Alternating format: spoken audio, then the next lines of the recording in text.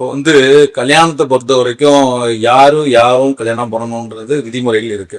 இப்போ ஒரு ஹிந்து ஒரு கல்யாணம் பண்ண விதிமுறைப்படி கல்யாணம் பண்ணா அது ஆப்போனண்ட் அவரும் ஹிந்துவா இருக்கணும். அப்புறம் அவங்களுக்கு இத்தனை வயசு தான் ஆகணும், இந்த கண்டிஷன்ஸ் தான் இருக்கும், இந்த உறவு முறையை பண்ணக்கூடாது, இந்த ஒரு பண்ணலாம் அப்படின்ற மாதிரி விதிமுறைகள்லாம் இருக்கு.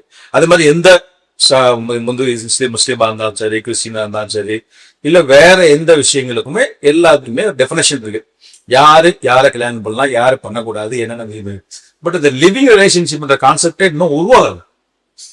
இதுக்கு என்ன செய்யணும், யாரை பண்ணலாம், யார் பண்ணக்கூடாதுன்ற எதுவுமே இல்லை.